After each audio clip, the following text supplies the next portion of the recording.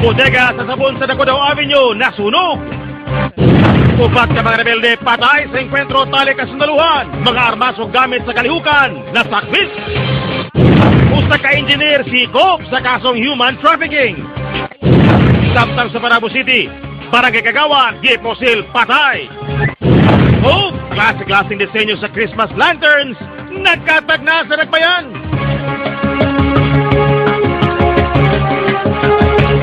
Mga kapuso, laing bangga ka na ganitabo sa Diversion Road kaginiyang kadlawon din elf truck gibanggaan ang usa ka motorsiklo. Gitabang gilayon ang driver sa mga motor. Unyang taon-taon mga kapuso, sayron ta ang dugang detalye, labot niya na.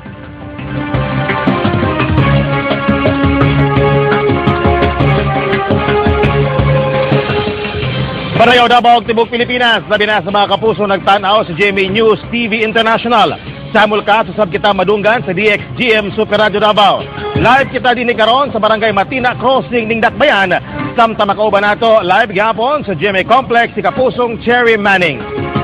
Ani ana ang mga naunang balita karong adlaw.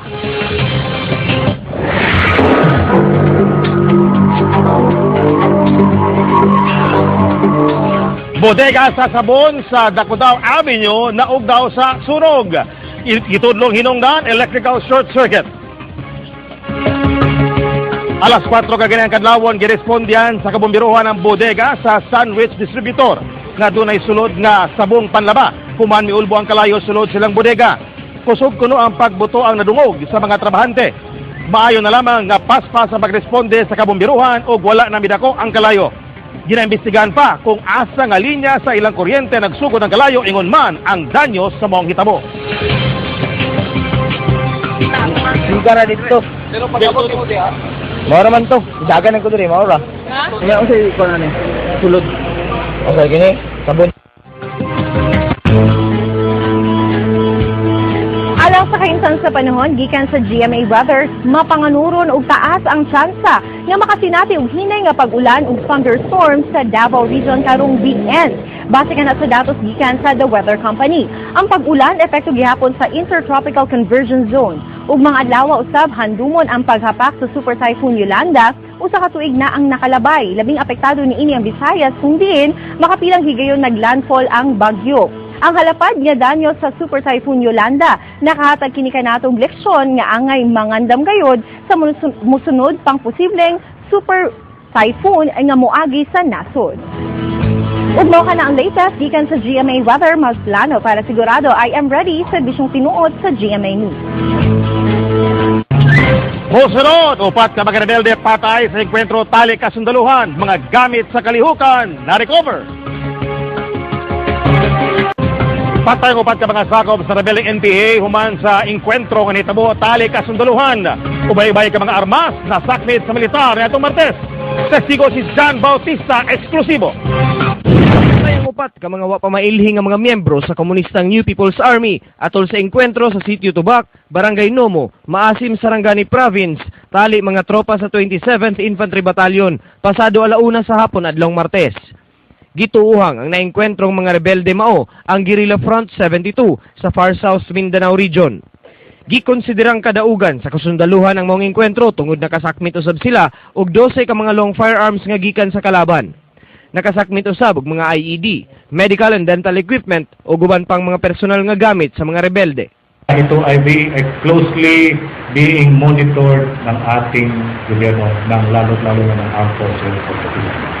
Ang upat ka mga patayng lawas, gidala sa punerarya sa Sarangani o ginapaabot pa ang mga mukuha niini nga tagtungod. Ang mga armas o mga landmine ana sa kapulisan alang sa investigasyon. John Bautista ang inyo, testigo.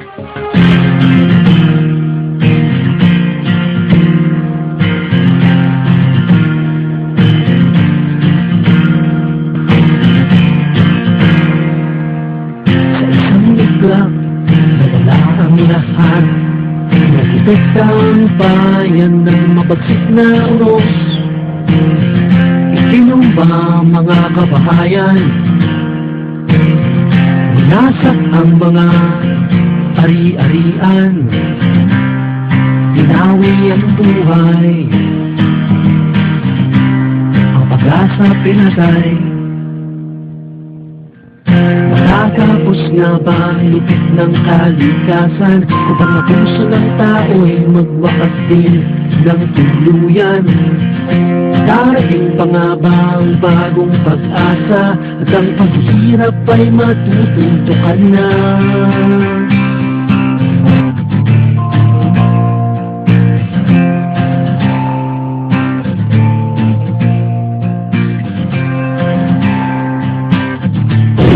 At tangi, motor o truck nagbangga, driver sa motor, patay! Samtang sa Panabo City, Barangay Kagawad, giposil, patay!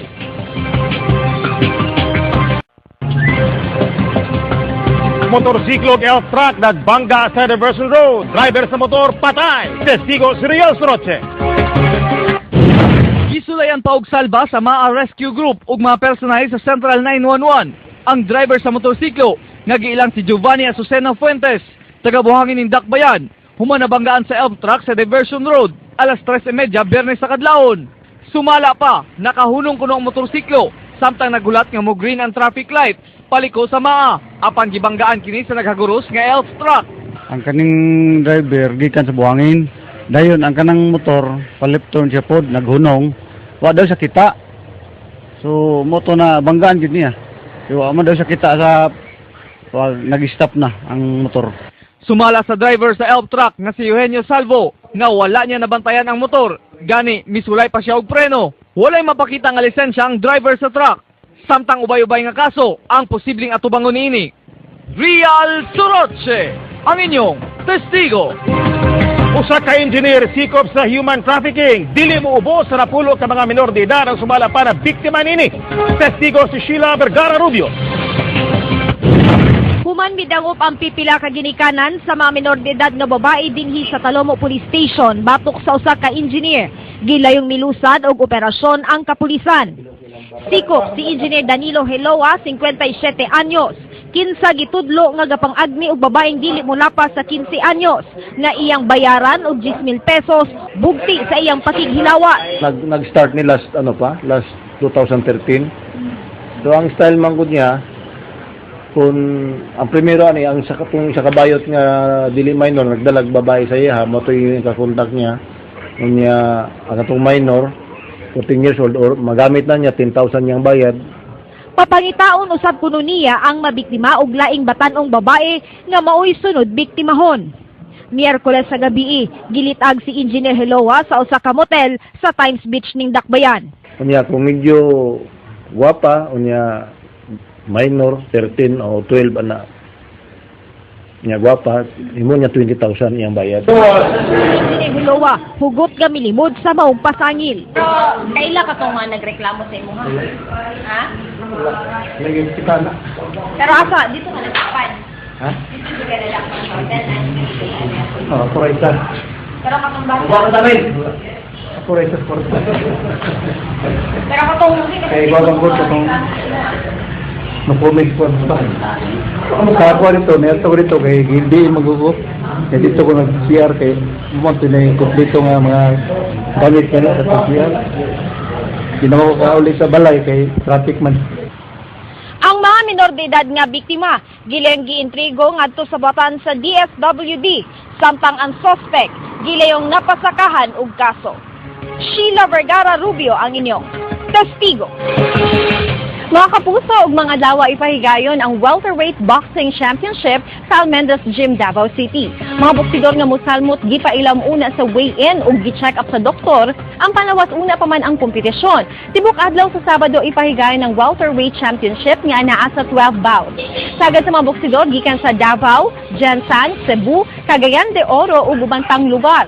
Aduna usab team gikan sa Thailand aron makigsangka sa ubang boksidor kini nga aktibidad libre sa publiko sa Almendras Gym, Davao City. Actually nga, free to the public, walang bayad para na siya maingganyo ng mga newcomers at mga hilig sa boxing. So, pati na po mga parents na gusto boxing, so, panahon na nila yung mananaw boxing, mag-witness sa boxing, kung naman sila yung mga anak na gusto mag-boxing, ay libre mo ko na siya.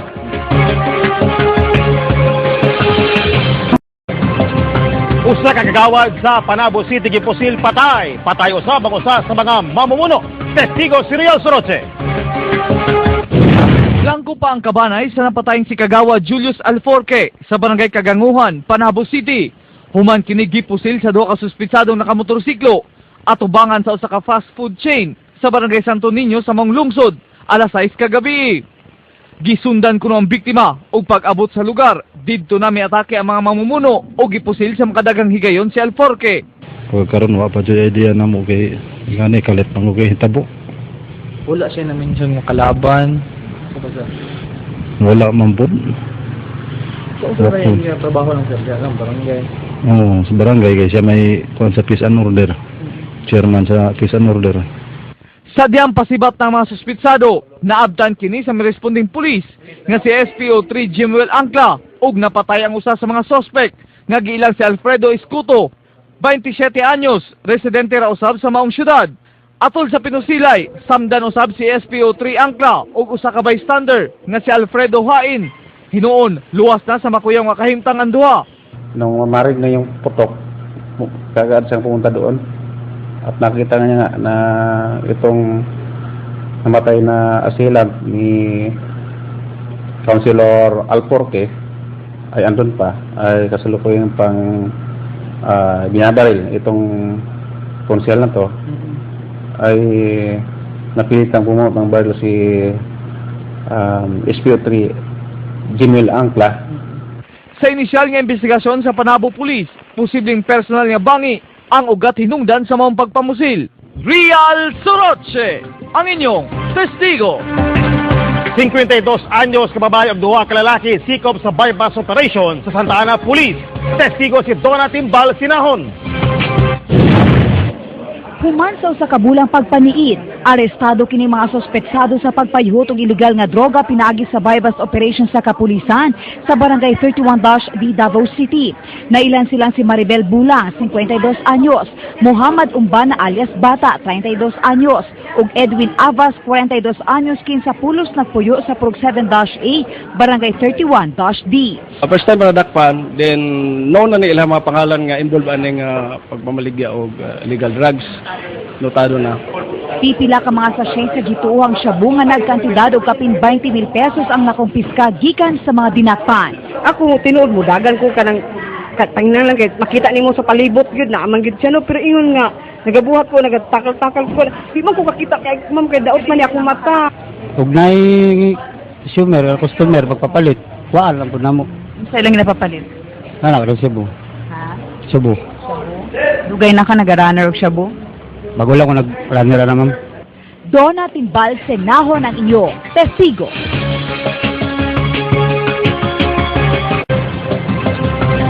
Imam gikan sa Mecca, Saudi Arabia, nakikita kang Davao City Mayor Rodrigo Duterte. Webes sa gabi, gibisita ni Imam Maher Al-Muwaykili si Mayor Rodrigo Duterte kauban ang mga diplomats gikan sa Saudi Embassy sa nasod. Si Imam Maher unang higayon pa nga bisita sa nasod aron magpahigayon og mga worship ug lectures sa nakadaiyang lugar sa Pilipinas, ingon man pagbisita sa mga Muslim community. Nakikita si Imam Maher sa Mayo tungod kuno sa maayong mga nadungog niini sa pagdumala sa Mayo sa syudad ug ang paghatag niini og pagtagad sa mga Muslim nga nagpuyo sa Davao City. Samtang 16,000 pesos nga usbaw sa suhulan, gipanawagan sa mga mamumuo sa Davao City. Testigo si Donna Timbal Sinahon. Usa ka laundry attendant si Alan Magulinay, kinsa nagdawat og 310 pesos na minimum wage matag adlaw. Ulitaw pa siya apan kulang na kuno kaayo ang iyang sweldo. Unsaon na lang kuno kung duna na siya'y pamilya. Kung gamay ang ato ang kuhan, ato ang income, usahaw na lang, labi na katong ng mga nanay mga anak. So dapat yun, patasan. Padayon kunong nagtaas ang presyo sa mga palaliton apan pabiling nakaus-us ang suhulan. Busa gipanawagan karon sa kilusang Mayo 1 kon KMU ang 16,000 pesos na national minimum wage matag bulan. Pero nakita namin na mas magiging epektibo ang pakikibakang ito kung magkakaroon ng pagsasanib ng lakas ng uring manggagawa sa pribado at publikong sektor. Ang suhulan dili pa igo sa iyang adlaw-adlaw nga panginahanglan sa iyang pamilya nga ato na gibuhi nga mga anak. Suportado usab sa mga trabahante ang maong panawagan. Hugot nga mosuporta ni ining pagduso o paglaban ni ining 16,000 national minimum wage kay tungod kini mao ang karapat-dapat sa kanatong mga isip mga trabahante.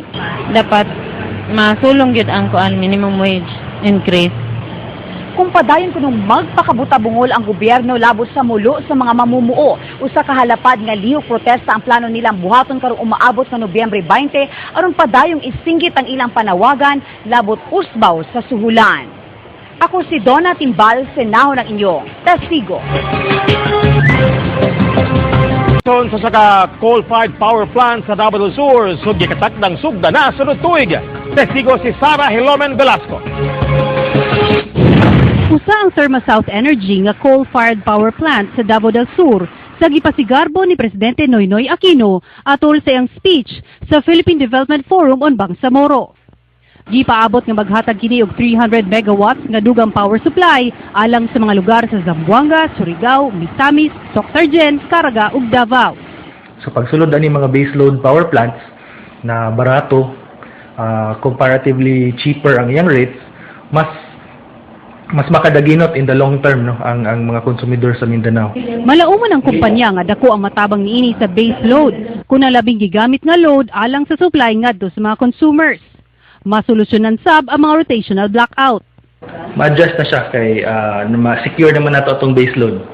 So ang hydropower plants nato dili na pud siya mag-work as tirelessly as before. Kay kabalo man tanong, hydropower plant depende siya sa ulan kung may ulan or depende siya sa tubig. So karon, even though maabot ang summer, even walay ulan, naagya po tayo kuryente tungod sa atong baseload power plant. Pagkakaroon ana sa testing o commissioning phase ang planta sa dili pa kinibuksan alang sa commercial operation sa unang bahin sa 2015. Sara Hilomen Velasco, ang inyong testigo. Klase-klaseng disenyo sa parol, mapalit na sa nagkadaiyang lugar sa syudad. Unsa kaha ang halinon nga disenyo, sayron ta sa report ni Helen Quinanola. Kabahin na sa tradisyon sa pagsaulog sa Pasko ang pagbitay og parol sa nagariang balay sa atong mga kapuso. Dinhi sa Dakbayan, dagsa na ang mamaligya ay og parol. Klase-klaseng disenyo ang kapilian sa mga mamalitay. Tungod niini, doble kayod ang mga tendero sa paghimog disenyo sa mga parol. Siyos po, ma'am, kumusta? Okay po, maka-binta-binta po. Compared last year, mas daghan bang namalit karon or gamay lang? Mas okay karon kay akong nakuanan murag nagsugod namang gyud pamalit lahi sa una. Aron nindo tan-awon, pinasahi nga mga materyales nga klase-klase ang color ang inang ginagamit sa pag-adorno sa mga parol. Gikan 100 nga to 700 pesos ang kantidad sa matag parol. 70 pesos ang labing barato. Tuig 1928, gihimo kining parol nga gama sa kawayan sa usa ka Francisco Stanislao, usa ka tendero og asin sa Pampanga. Gigama lang ni siya sa kawayan diin ang bugtong source sa ito ang ginapasiga lang ni inino ang kandila. Nagamit niya siya sa matag misa kung dunay Pasko ug later on na-adapt na sa mga Pilipino ug hangtod karon gani nagkaring disenyo na ang mahimo ni ining parol. Alang kang Rosemary, nagasimbolo ang parol sa panaghiusa tungod dinhi nahimong usa ang tinguha sa ilahang pamilya. Siyempre, kalipay. Mahatag jud ang kalipay kay pag-abot og human na mo pagkuan sa parol Nalo ko'y kwarta. Makabayad na po sa utang. Helen Quinanola, ang inyong testigo. Sa natin sa paghatod ng mga balita. Mas gipalapdan pagkaroon ng paghatod sa mga balita, bisan asang bahin sa nasod. Mas aptik, lalong o nagkaiusa sa paghatod sa mga balita nga angay masayran. Lakip na dini ang serbisyong tinuod. Kami, kauban ang katawang Pilipino. Tibok Nasod. Nakatutok na. 24 oras. Sugod karong November 10 sa GMA. Mga kapuso, nahimo na ninyong kauban ang testigo alagad sa kamatuoran sulod sa 15 katuig.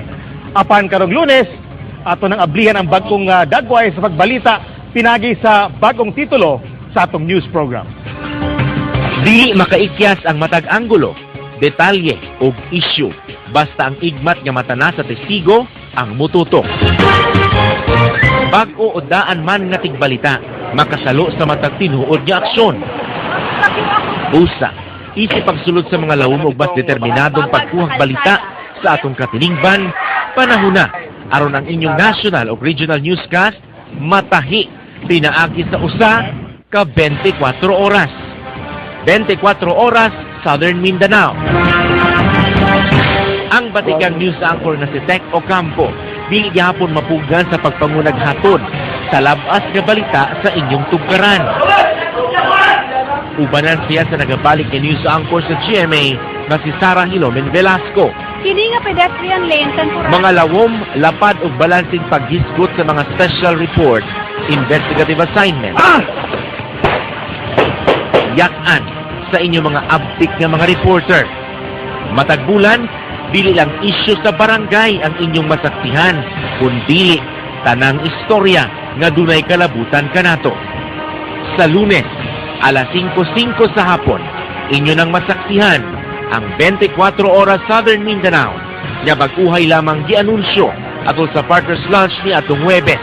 Maraming salamat po talaga sa inyong lahat.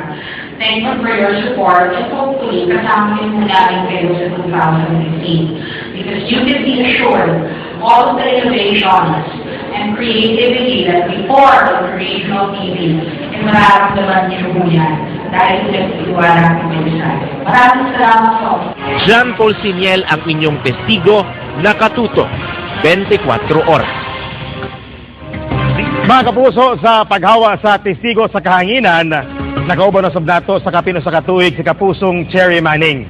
Apan sayod kami nga doon na siya ilaay mga plano nga makapalipay kaniya o makadugang sa iyang kalambuan sa iyang personal nga kinabuhi. Busa, kapusong Cherry Manning, aniya ang among init nga panghinaot. Sa pagsulod ni Cherry Manning sa Kapuso Network, una kining nahimong segmento sa Una Kabay, Una sa Balita. Paspas ang nangaging panahon, nahimo siyang co-anchor sa maong morning show.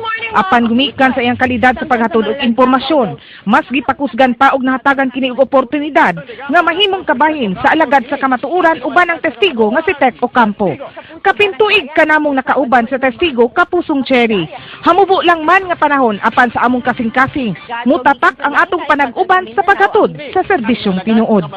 Sa imong desisyon nga motutok na gayod sa imong negosyo, among panghinaot nga padayon kanamong mahimong kapuso. Daghang salamat, Kapusong Cherry. Cherry, gikan sa kinatibuk ang pwersa sa GMA News and Public Affairs sa testigo o sa Lunes 24 oras. Hello, friend. Good luck kanimo, Cherry, o we pray and hope for happiness and more success sa imong kinabuhi. Thank you, Ted. Thank you, mga kapuso. Dagan salamat sa GMA. Sa tanan mga nagasuporta sa GMA Testigo Una Kabay, forever kapuso. Thank you. Good luck, Cherry. Thank you, Ted. Og mga kapuso, 48 kaadlaw na lang una magpaskog mo kato naglangkob sa mga balita karong adlaw ug alang sa pa mga balita mag-log on sa www.gmanetwork.com. Sa mga nitutok sa testigo, daghang kayong salamat. Ako si Tech Ocampo sa Lunes at tangi ang 24 oras Southern Mindanao.